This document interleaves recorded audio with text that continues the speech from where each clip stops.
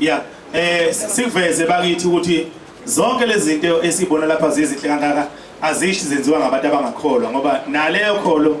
bayichaza kabi abafika nayo nabanikazi baba abaphambili bayichaza kabi ukuthi mawukholwa kufanele ube thithi ibala nje sekholwa esingakwazi ukugiya singakwazi ukugida singakwazi kwenza lutho bayithatha kanjalo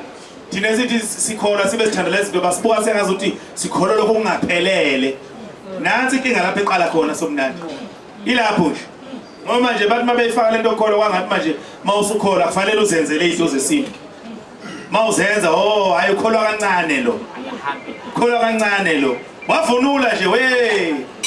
uyabo so akusho ukuthi awusonti uma ngabe wenza lezi zinto zesintu sizolushumayela lelo vangeli thina ngoba nathi sike sasonta sakuba yilezi thingithingana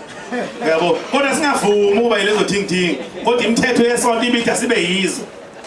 senqaba thina ukuthi angeke ngithi ngikhule ngiyinsizwa kona ngoma bese ngiba yithingithingana nje ngoba la kuthiwa ngiyasonta lutho ngakwazi angifaka uphela uthi hayi kodwa emva kokuthi hayi kukhona insizwa solushumayela lelo vangeli ukuthi uyakholwa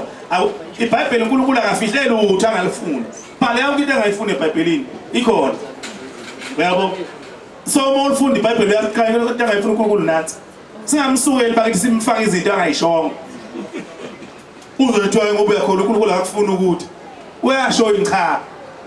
yacabanga nje ukuthi hayi ngoba isikhathi esiningi abantu abaningi abakholwa benza lokho sho ukuthi akufuneki kodwa uNkulunkulu akanankinga naleyo bamsukela nje engibaleke embovu kuningi abamsukela ngapha ake ngikhawule khona la ngoba uzokuba sengazi sengiyabaqala bafethu sithokozele ukuya ngasethunjini siyabonga kodwa eqala ke mina okwami bathi sekulungile siyabonga kakhulu bafethu siyabonga phela shaka isobe kude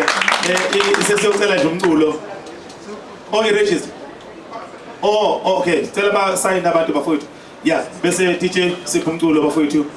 siyabonga kakhulu.